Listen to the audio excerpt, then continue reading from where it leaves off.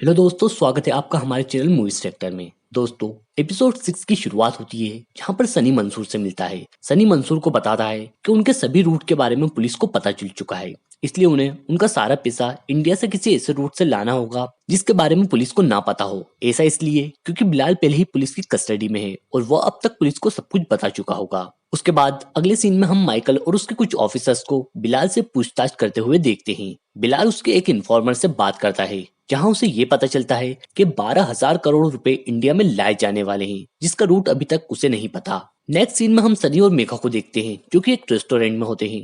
वो वहां पर बहुत सारी बातें करते हैं और अपना टाइम स्पेंड कर रहे होते हैं। लेकिन तभी कुछ देर बाद वहां पर सनी की एक्स गर्लफ्रेंड अनन्या आ जाती है और वो वहां पर मेघा से बातचीत करने लगती है और उन्हें देखकर वो थोड़ी जलन भी महसूस करने लगती है। उसके बाद वो वहां से चली जाती है।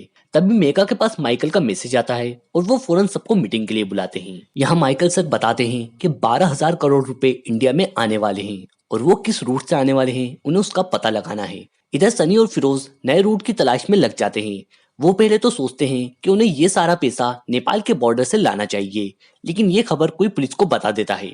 उसके बाद हम एक शख्स को देखते हैं जो कि बिलाल का इन्फॉर्मर है और वो मंसूर के वहां पर रहकर बिलाल को सारी इन्फॉर्मेशन दे रहा है। नेक्स्ट सीन में हमें सनी और मेघा को दिखाया जाता है जो कि पानी पूरी खा रहे होते हैं और तभी मेघा के फोन पर एक मैसेज आता है और वो मैसेज सनी के फोन पर भी आता है जहां पर गुजरात रूट के बारे में बात चल रही थी। अब सनी मंसूर से बात करता है और उसे बताता है कि उनके बीच में कोई इन्फॉर्मर है क्योंकि उनके हर रूट की जानकारी पुलिस तक पहुंच रही है। इधर माइकल के ऑफिस में भी सबको एक दूसरे पर शक हो रहा होता है क्योंकि इनकी भी इन्फॉर्मेशन बाहर लीक हो रही होती है। इसलिए माइकल सर सबके फोन ले लेते हैं। वो वहां पर मेघा के फोन में सनी का नंबर देखते हैं और कुछ चैट देखते हैं। माइकल सर मेघा से इस बारे में पूछते हैं, लेकिन वो ये कहकर फोन ले लेती है कि ये उसका पर्सनल मैटर है। उसके बाद सनी और फिरोज मंसूर से नए रूट के बारे में डिस्कशन करते हैं। उसके बाद हमें इंडिया और बर्मा की बॉर्डर पर नागालैंड को दिखाया जाता है जहां पर मिलिट्री को एक ट्रक मिलता है जिसमें से 6 करोड़ के फर्जी नोट मिलिट्री को मिलते हैं। उसके बाद मेघा माइकल सर को फोन लगाकर बताती है कि उन्हें चेन्नई की बॉर्डर पर भी 5 करोड़ के फर्जी नोट बरामद हुए हैं। लेकिन माइकल सर को अभी भी कुछ गड़बड़ लग रही थी क्योंकि 12,000 करोड़ रुपए इंडिया में आने वाले हैं, लेकिन ये नोट तो टुकड़ों में आ रहे हैं। अब मेघा माइकल सर को बताती है कि जो नोट उन्हें बरामद हो रहे हैं वो पुराने नोट हैं, मतलब कि वो धनरक्षक मशीन में डिटेक्ट हो रहे थे, लेकिन जो नया नोट बना है वो धनरक्षक मशीन में डिटेक्ट नहीं हो रहा है। मतलब कि इन नोटों के जरिए उनका सिर्फ ध्यान भटकाने की कोशिश हो रही है। अब सनी और मंसूर डिसाइड करते हैं कि वो गुजरात में अलंग के रास्ते पैसे लेकर आएंगे जो कि ओमान से होता हुआ आएगा। इसलिए सनी एक शख्स से मिलता है जिसके पास एक शिप होता है। अब हमें ओमान का सीन दिखाया जाता है जहाँ एक क्लब में सनी और फिरोज उस शिप के कैप्टन से मिलते हैं जो कि ओमान से अलंग वो शिप लेकर आएगा। सनी और फिरोज उस कैप्टन से $8,000 में डील फाइनल कर लेते हैं। अब यहाँ फिरोज सनी से कहता है कि उनका शिप में जाना ठीक नहीं है, लेकिन सनी कहता है कि ये बहुत बड़ा कंसाइनमेंट है, इसलिए उन्हें शिप में जाना ही होगा। नेक्स्ट सीन में हम देखते हैं कि शिप पर सनी की तबीयत खराब होती है और वहां पर मौजूद एक लड़की सनी को एक गोली देती है जिसे खाने के बाद उसे चक्कर आने लगते हैं और वो बेहोश हो जाता है। उसे जब होश आता है तो उसके पास एक अर्जेंट कॉल आता है जहां पर उसे बताया जाता है कि अलंग में नारकोटिक्स का छापा पड़ चुका है, इसलिए वो अलंग में माल नहीं ला सकते। इसलिए अब सनी कैप्टन के पास जाता है और बताता है कि वो अलंग में नहीं जा सकते क्योंकि वहां गए तो उन्हें पुलिस पकड़ लेगी। कैप्टन कहता है कि उनके पास इतना फ्यूल नहीं है कि वो वापस रिटर्न जा सके। अब उसके बाद उन्हें एक आइडिया आता है। वो पैसों से भरे कंटेनर को एक ट्रेकर लगाकर मुंबई में एक जगह पर समंदर में उतार देते हैं और खाली शिप मुंबई भेज देते हैं। इसे देखकर बहुत सारी भीड़ बीच पर इकट्ठा हो जाती है। समाचार में ये न्यूज चल रही होती है कि एक शिप भटककर मुंबई के बीच पर आ चुका है, लेकिन माइकल सर को उस शिप को लेकर कुछ शक होता है, इसलिए वो अपने ऑफिसर को लेकर उस लोकेशन पर पहुंचते हैं। लेकिन बहुत छानबीन करने के बावजूद भी शिप में उन्हें कुछ भी नहीं मिलता। इधर सनी अपने दोस्तों के साथ उसी लोकेशन पर जाता है और सारा पैसा निकालकर ट्रकों में भरकर वहां से निकल जाता है। उसके बाद हम सनी और फिरोज को एक साथ देखते हैं जो कि नकली नोटों के ढेरों पर बैठे होते हैं और बहुत खुश होते हैं। और दोस्तों, इसी के साथ ये एपिसोड यहीं पर एंड हो जाता है। एपिसोड 7 की शुरुआत होती है जहां पर हम देखते हैं कि सनी पैसों के ढेर पर सो रहा होता है। फिरोज ने अपनी मनपसंद कार हैमर खरीद ली होती है और इन्होंने 4-4 करोड़ के 2 बंगले भी खरीद लिए होते हैं। और उसके बाद ये सभी पार्टी करने निकल जाते हैं जहाँ पर अनीस भी इन्हें ज्वाइन करता है। दोस्तों, जहाँ पर अय्याशी का दौर चल रहा होता है वहीं दूसरी तरफ सत्ता में थोड़ी गर्मा गर्मी का माहौल हो जाता है क्योंकि मीडिया अब मिनिस्टर गहलोत से पूछ रही होती है कि इतना सारा पैसा इंडिया में आया कैसे, जिससे मिनिस्टर गहलोत गुस्से से आग बबूला होकर माइकल के पास जाते हैं, जहां वो जल्द से जल्द इन्हें पकड़ने को कहते हैं और इस काउंटर फिटिंग के किस्से को यहीं पर खत्म करने को कहते हैं। नेक्स्ट सीन में हम क्रांति पत्रिका के ऑफिस को देखते हैं, जो कि अब पन्नों से निकलकर ऑनलाइन आ चुकी है, क्योंकि नानू का ये सपना भी था कि उनकी ये पत्रिका घर घर जाए, और उनका ये सपना पूरा करने वाला और कोई नहीं बल्कि सनी होता है। इसलिए उसके बाद उन दोनों के बीच के सभी गिले शिकवे दूर हो जाते हैं। इधर मिनिस्टर गहलोत पूरे तरीके से माइकल पर चढ़ जाते हैं और कहते हैं कि वो उसे टर्मिनेट भी कर सकते हैं, लेकिन यहाँ पर माइकल कहता है कि उसे कुछ और समय चाहिए, वो ये सब हैंडल कर लेगा। उसके बाद हम यासिर चाचा को सनी और फिरोज के पास देखते हैं, जहाँ वो फिर से सनी को यही कहते हैं कि ये सब हराम की कमाई है और इलीगल तरीके कमाया हुआ पैसा है, लेकिन तब यहाँ पर सनी यासिर चाचा को ही डांट देता है। अब यहाँ सनी यासिर चाचा से कहता है कि नोटों को बनाने में पूरा का पूरा उनका ही प्लान था, उन्होंने बस केवल नोटों को सुखाने में और डिस्ट्रीब्यूशन में ही उनकी मदद की है। और सनी यासिर चाचा को उनके साथ काम करने से मना कर देता है। वो कहता है कि उन्होंने उनकी सारी जिंदगी गरीबी में निकाली है, लेकिन उनके कुछ सपने हैं जिन्हें उन्हें पूरा करना है। ये सुनकर यासिर चाचा तो वहां से चले जाते हैं, लेकिन बाद में फिरोज सनी को बहुत खरी खोटी सुनाता है। नेक्स्ट सीन में हम कोर्ट में माइकल और उसकी वाइफ को देखते हैं, जहाँ पर आज उनका डिवोर्स होने वाला है, और ये फैसला माइकल की वाइफ के हक में होता है, यानी कि उनका डिवोर्स हो जाता है। बाहर जाकर माइकल उसकी वाइफ को समझाने की बहुत कोशिश करता है। वो कहता है कि हम हमारे प्रॉब्लम सॉर्ट आउट कर सकते हैं, लेकिन उसकी वाइफ बस उससे पीछे छुड़ाना चाहती थी। यहाँ माइकल अपने वकील को भी बहुत सुनाता है। वहां पर मौजूद लोगों से वो बोल देता है कि ये वकील नकली है, इसको कोई हायर ना करे। नेक्स्ट सीन में हम सनी और मेघा को उनके घर पर देखते हैं, जहाँ वो अपना घर डेकोरेट कर रहे होते हैं, जो कि मेघा ने रेंट पर लिया होता है।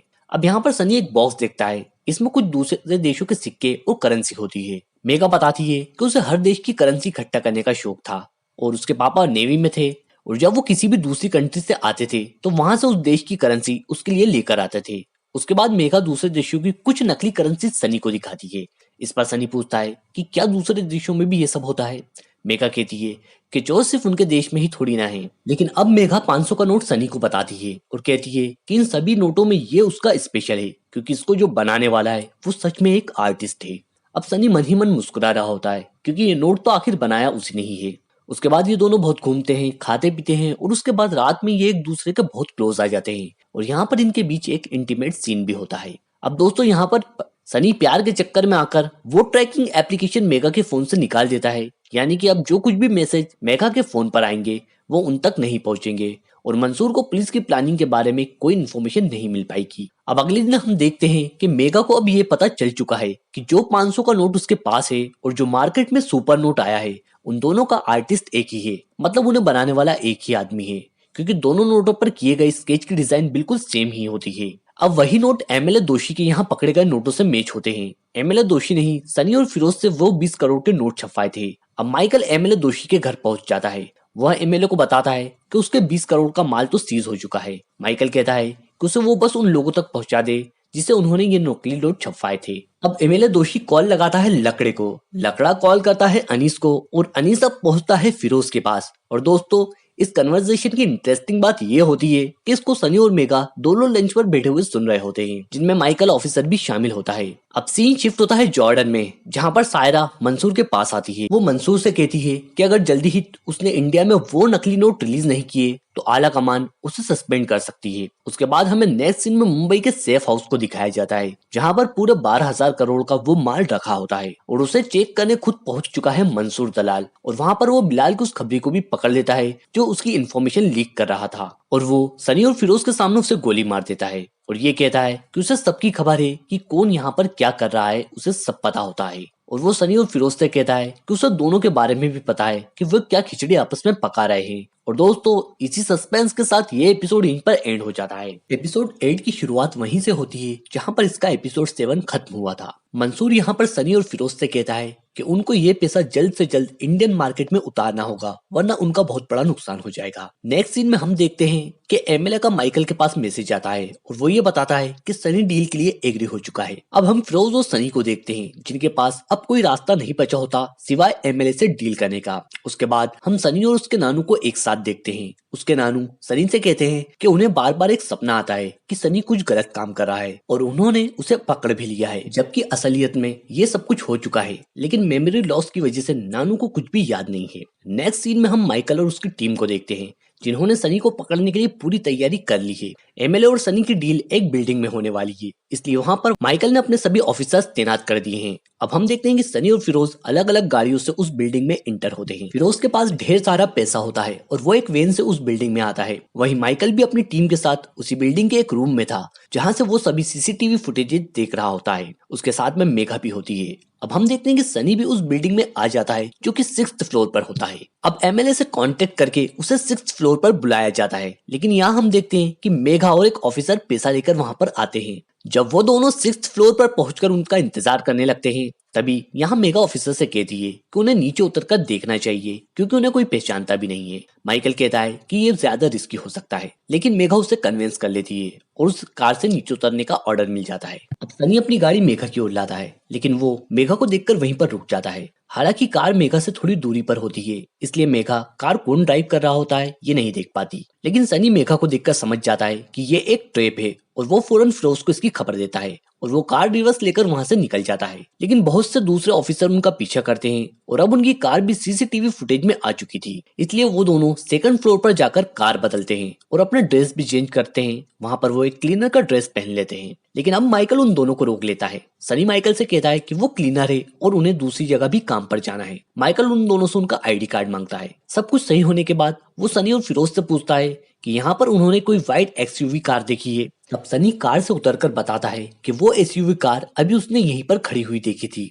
उसके बाद माइकल सनी और फिरोज को वहां से जाने की परमिशन दे देता है, लेकिन तभी एक ऑफिसर का माइकल के पास कॉल आता है।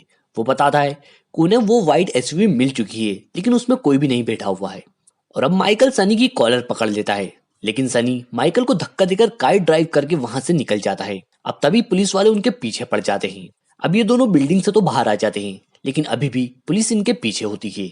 आगे जाकर ये ट्रैफिक में फंस जाते हैं, लेकिन जैसे ही ट्रैफिक खुलता है वे दोनों वहां से निकलने की कोशिश करते हैं, लेकिन आगे जाकर पुलिस की गाड़ी उन्हें फिर घेर लेती है। अब यहाँ फिरोज थोड़ा डर जाता है। वो सनी से कहता है कि उन्हें अब सरेंडर कर देना चाहिए, लेकिन सनी ऐसा नहीं करना चाहता था और अब उसके दिमाग में एक आइडिया आता है। वो फिरोज से कहता है कि पैसे उड़ाना शुरू करे और अब फिरोज नोटों को उड़ाना शुरू कर देता है, जिससे वहां पर लोगों की भीड़ जमा हो जाती है और ट्रैफिक जाम हो जाता है। अब ये सब सनी और फिरोज दोनों बार बार पीछे मुड़कर देख रहे होते हैं और तभी उनकी कार अनबैलेंस हो जाती है और एक डिवाइडर पर चढ़ जाती है और दोनों जैसे तैसे वहां से बचकर निकल जाते हैं। थोड़ी देर बाद माइकल और मेगा भी वहीं पर आ जाते हैं। मेगा माइकल से कहती है कि उन्होंने उन्हें वापस खो दिया है, लेकिन अब माइकल उन दोनों को देख चुका था, इसलिए वो एक स्केच आर्टिस्ट को बुलवाकर उनका स्केच बनवाता है। तभी एमएलए का कॉल माइकल के पास आता है और वो माइकल को कहता है कि वो उनकी पूरी टीम को टर्मिनेट कर रहा है। माइकल यहाँ एमएलए को समझाने की कोशिश करता है। वो कहता है कि अभी भी उनके हाथ में बहुत कुछ है। वो एमएलए से कहता है कि इन सबके पीछे मंसूर का हाथ है और अगर वो उसे एक्सपोज कर दे और सबके सामने ये बता दे कि इन सबके पीछे मंसूर का हाथ है तो जरूर घबरा जाएगा। अब एमएलए वैसा ही करता है और मंसूर की न्यूज हर न्यूज चैनल पर चलने लगती है, जिसे देखकर मंसूर बौखला जाता है। मंसूर जमील को कॉल करता है और सनी और फिरोज को उसके पास लेकर आने को कहता है। इधर फिरोज सनी से झगड़ते हुए कहता है कि उसे मेघा के फोन से एप्लीकेशन अनइंस्टॉल नहीं करना चाहिए थी। सनी कहता है कि उसे पहले ही अच्छी फीलिंग नहीं आ रही थी, इसलिए उसने ये डील लेने से मना किया था। लेकिन अब फिरोज कहता है कि अब वो दोनों तरीके से फंस चुके हैं। मंसूर उनके पीछे है और पुलिस भी अब उनके पीछे है। अब सनी जमील को कॉल करके अपनी सारी सिचुएशन बताता है। जमील सनी को भरोसे में लेता है और कहता है कि मंसूर भाई उनका साथ नहीं छोड़ेंगे। नेक्स्ट सीन में सायरा मंसूर से कहती है कि जल्द ही उसका खेल खत्म होने वाला है, क्योंकि जो ऊपर लोग बैठे हुए हैं वो उसे नहीं छोड़ेंगे। अब मंसूर जमील को कॉल करता है और सनी को मारने का ऑर्डर दे देता है। दूसरी तरफ माइकल के पास भी एक सीसीटीवी फुटेज आ जाती है, जिसमें सनी का चेहरा साफ नहीं दिखाई देता और उसे स्कैन करने में थोड़ा वक्त उन्हें लगेगा। अब अगले सीन में हम सनी और फिरोज को एक रोड पर खड़ा हुआ देखते हैं और थोड़ी देर बाद जीतू काका और जमील उन्हें कार में बिठाकर वहां से ले जाते हैं। थोड़ी दूर चलने पर सनी को ये शक हो जाता है कि यहाँ पर उन्हें मार दिया जाएगा। अब ये सभी इन दोनों को एक खुफिया जगह पर ले आते हैं। जीतू काका सनी से कहते हैं कि वो अब उनके लिए खतरा बन चुका है, इसलिए अब उसे मरना होगा। अब ये जब उसे मारने ही वाले होते हैं कि तभी अनीस अपनी पूरी गैंग लेकर वहां पर आ जाता है, क्योंकि सनी ने अपनी लोकेशन ऑन कर रखी थी जिसे अनीस ट्रैक कर रहा था। अब सनी वहां से निकलता है और यासिर चाचा को कॉल करता है, लेकिन यासिर चाचा कॉल नहीं उठा रहे होते, इसलिए वो एक वॉइस मैसेज छोड़ता है जिसमें वो बोलता है कि वो नानू को लेकर जल्द से जल्द वहां से निकल जाए।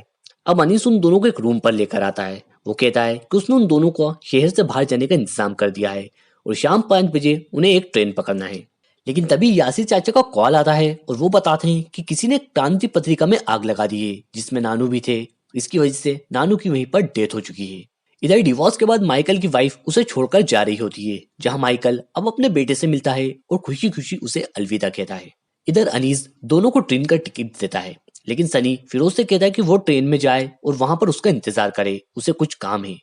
उसके बाद सनी एक गन लेकर वहां से निकल जाता है, जो उसे अनीस ने अपनी प्रोटेक्शन के लिए दी होती है। उसके बाद सनी मंसूर के अड्डे पर पहुंचता है, जहां पर उसे जमील मिलता है और सनी उसे देखते ही गोली मार देता है। वो उस पर जरा सा भी रहम नहीं खाता, क्योंकि सनी इस वक्त बहुत गुस्से में होता है, क्योंकि इन सब की वजह से उसके नानू की जान चली गई है और ये सब उसके कातिल हैं।